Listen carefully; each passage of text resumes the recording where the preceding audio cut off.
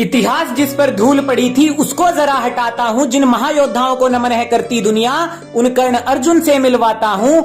एक तरफ इंद्रपुत्र पार्थ था जिसपे गर्व करता पूरा कुरु वंश था, वहीं कर्ण मस्तक पर तेज लिए सूरज का अंश था।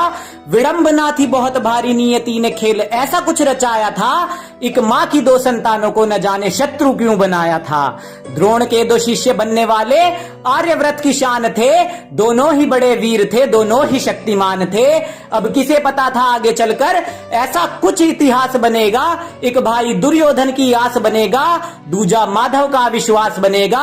पर नियति के चक्र में दोनों पिस जाएंगे, क्योंकि एक धर्म रक्षक और दूजा अधर्मी के श्वास बनेगा।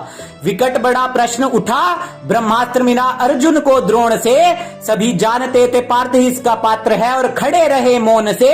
पर श्रेष्ठ बनने की होड़ थी तो कर्ण ने ये ना सहा, मुझे भी ब्रह्मास्त्र दो ये गुरु द्रोण से कहा।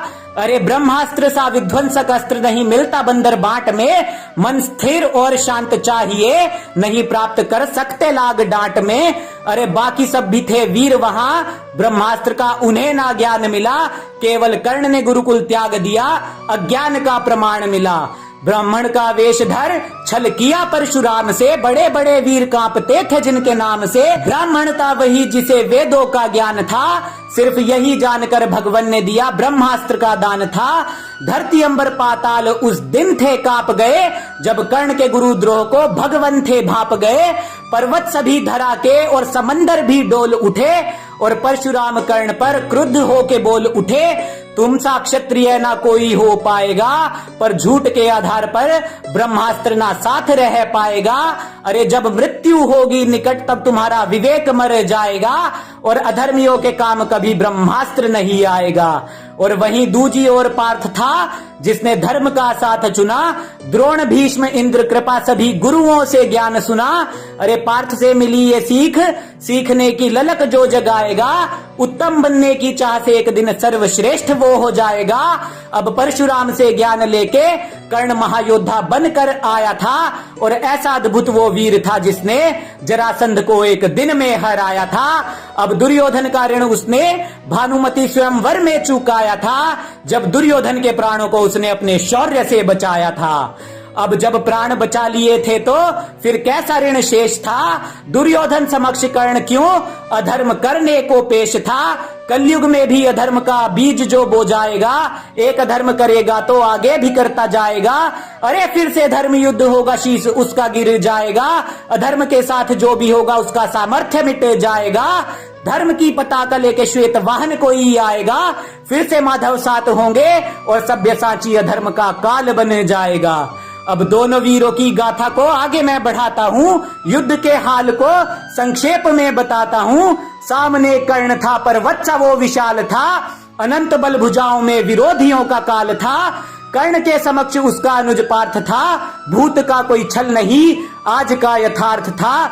जिसका धर्ममयी भाल था, कहलाता महाबाहु और स्वर्णमय चरित्र उसकी ढाल था। वीर आहुति देने चल पड़े, धर्म युद्ध का वो यज्ञ था। कर्ण जानता था अनुज को अपने पर अर्जुन अनभिज्ञ था। सभी देव थे चकित वहां, युद्ध ऐसा विकराल था। कर्ण लड़ रहा था वीर भद्र सा, और मानो पार्थ महाकाल था।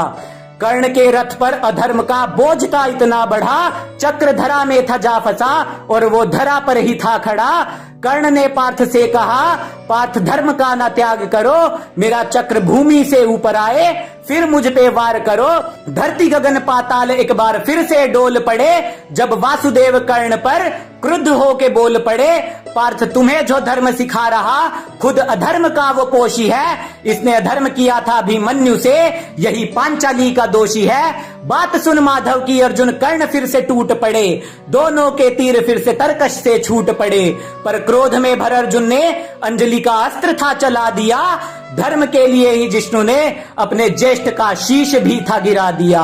सीख मिलती इसी बात से, कर्ण सा महावीर भी धराशायी हो जाएगा। चाहे गुरु परशुराम हो, अधर्म कभी जीत नहीं पाएगा। अरे आज जब बात होगी इस युद्ध की, इतिहास सो जाएगा। मिथ्या बातों के आधार पर कर्ण निहत्ता हो जाएगा। क्यों ऐसे ऐसे झूठ खुद के इतिहास में फैला रहे? कुछ ज्ञान जला नालंदा में और कुछ को तुम जला रहे। अरे धर्म और अधर्म की वीरता को मापना ही व्यर्थ है। धर्म संगत होना ही सबसे पहले वीरता का अर्थ है। हारा था अधर्म द्वापर में, हारेगा आज भी। अरे सत्य का सदा से ही राज था, करेगा राज आज भी। जिस पक्ष में नारायण थे उस पक्ष में हम आज भी, और जिस पार्थ पर माधव को नाज था उस पर हमें है नाज आज भी, उस पर हमें है नाज आज भी।